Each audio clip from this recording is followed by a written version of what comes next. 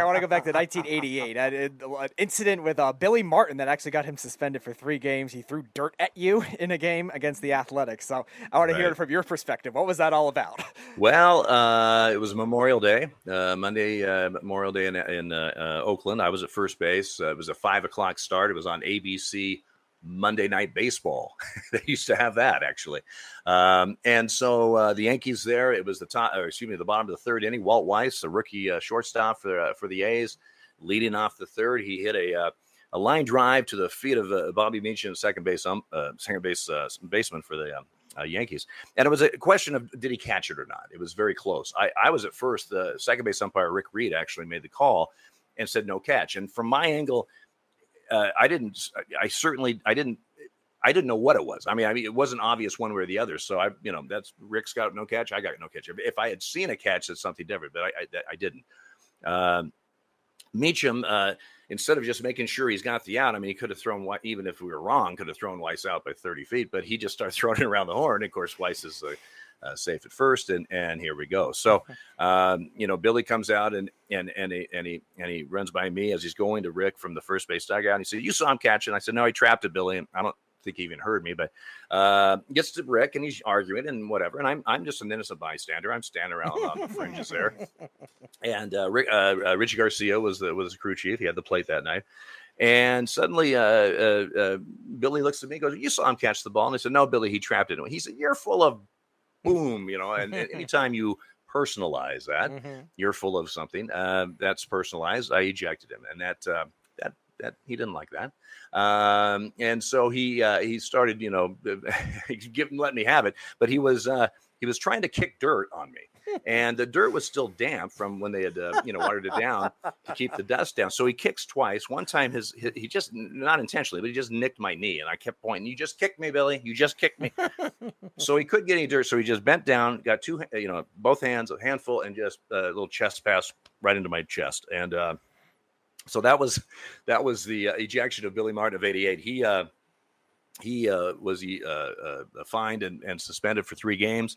He came back and managed for a few weeks with the Yankees, never got ejected, and then was fired by George and never managed again. So I was the last umpire to ever eject Billy Martin. Certainly not the first. There was a line of guys before me, but I was the last one. We are talking to 33-year vet umpire Dale Scott. Dale, one of the fans wanted me to ask you this question. Ask him how bad the Wrigley Field umpire locker room is. Well, I've heard, I haven't been since apparently they've redone it. So I haven't seen the latest reincarnation. I do know that when I started, now you got to remember, I didn't start working the Cubs until 2000 when we combined the leagues. But the first locker room that I ever encountered at Wrigley Field, was old, like Wrigley Field, but it wasn't a great locker room. But we've had worse. Tiger Stadium was worse in Detroit. But the Cubs locker. Now, when I left the game, they had moved us to a different area, and it's actually not too bad at all. But it used to be a little shaky. So I want to ask how about the standpoint of the players? We were talking about the Billy Martin incident before, but either an ejection, an argument from the players, or even when you were on base, when the runners were on base, like even just chatting. Is there any interesting altercations you've had with any players? Well, most players are they're just doing their job. They're focused on what they're doing. There's some guys that are talkers a little bit, some guys that hardly say anything. Remember, Paul O'Neill, I think he just wasn't he just inducted into the Yankee Hall of Fame or something just recently. The Warrior. That's right. Well, Paul had a tendency, every time he would come up, his first at bat, he said, "Hey, Dale," and I go, "Hey, Paul." And that's probably the nicest thing you're going to hear from Paul the rest of the game. But he had to at least once when you're working the plate, or at least for me, he had to question a pitch. In fact, one time we got into an argument. He fouled the pitch off. He said, "Was that a good pitch?" I said, "Yes." He goes, "No, it wasn't." I go, "You fouled it off. Why are we even talking about this?" But one day in Cleveland, a Saturday afternoon game, I worked the plate. It was like a Fox afternoon game or whatever. The next day, I'm at third base. Paul's at third base. There's a pitching change. So he looks back and I said, "Hey, Paul." And he goes, "Hey, Dale." And I go, "Hey, by the way, hell froze over." And he looked at me and he goes, "What are you talking about?" I go, "I think hell is frozen over." And he goes, "What?" And I go, "Listen, I had the plate yesterday. You didn't ask one pitch. You didn't question one pitch. I think hell is frozen over. And he said, he got this like a smile on his face. He goes, I think hell has frozen over. Well, who is the biggest trash talker that you've heard in your career, 33 years? Unlike basketball, where, I think that's much more prevalent, you don't have a lot of trash talk. I mean, a lot of times you have guys that have played before on the same team, in the minor leagues or something, or used to be teammates, and now they're on opposite teams, and they'll in a fun way, if they're on base or something, and they'll blast each other or talk about whatever. But you don't really hear a lot of trash talking. Sometimes you'll have a Latin catcher and a Latin hitter, and I don't know what the hell they're talking about, but I'm just hoping it's not me. But you just don't get a lot of that trash talking like you do in basketball. So you did get to umpire a lot of different no-hitters throughout your career. Is there any one that you umpired that stood out more than the others? Well, the one I had behind the plate with Scott Erickson, obviously, is, I actually had a no-hitter thrown by Andy Hawkins of the Yankees in 1990. But that winter, the rules committee or whoever said it wasn't a no-hitter, and I'll tell you why. He lost the game. He only pitched 8 innings. It was at Comiskey Park, and he gave up, I don't know, it was 2 or 3 runs or something at the bottom of the 8th on errors. Jim Leyritz misjudged a fly ball and had like a 2 or 3 base error. I whatever remember it was. that game. So funny. Yeah, well, it ends up he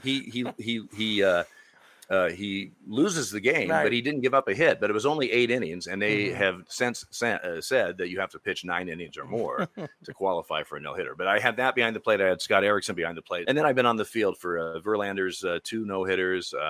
One of the amazing games I ever saw behind the plate was the Mariners at Oakland. Randy Johnson had a perfect game with 2 outs in the 8th inning, and he lost it on a 3-2 walk. Thank God the pitch was not close. And then the 9th inning, he lost his no-hitter on a Lance Blankenship single. But that was the nastiest stuff I ever saw. I mean, he didn't end up with a no-hitter, but that was the nastiest pitching. He was everything was working for him that game. I mean, the Oakland hitters were just walking away like mumbling. They just were not having it that day. But yeah, it's exciting, and people ask, well, if you're behind the plate, are you really jazzed up when there's no hitter? Well, yeah, you're jazzed up. Everybody's jazzed up, but even on the bases, you are. I mean, because you have that, that whacker at first, or you have that catch, no catch, or whatever. Especially before the replay, you hope to goodness you got it right, and it's not something that it was actually a catch you called no catch, and it's a base hit. So everybody's on their toes. We are talking to 33-year-old vet umpire Dale Scott. He had a great career. 2017, he retired. What was Curt Schilling like on the field? Now, I've heard a lot of stories about Curt Schilling. I've met a lot of people that know him personally, a lot of players that have played with him or just absolutely hated him. What was he like as an umpire? Well, he was tough to work from the standpoint. He was very much a competitor, and he definitely wanted pitches to go his way, which a lot of pitchers do. He's not unique in that regard, but some guys are just tougher on the mound to work than others. I actually worked him his second bloody sock game. The first one was against the Yankees in the LCS. I had him in the World Series start against the Cardinals in Fenway, Game 2 of that year, 2004. It's funny, guys, though, when he pitched and when I had him and worked him, and I just, he didn't seem like too much of a umpire guy. But when I in 2014, when I came out publicly, he tweeted out that something to the effect of, congratulations, Dale Scott, a great umpire, an even better person. I thought, who did? Curt did that? That's a true story, and I respect him. And we actually talked via text, or not text, but online about 6 months ago or so. Nextel, beep beep. Dale, are you there? He said, what about that 3-1 pitch in the 3rd inning back in Back in 2006, this exact Yeah, 31st yeah. pitch of this game. What'd you have on that? Was it a strike? Was it a two-seam fastball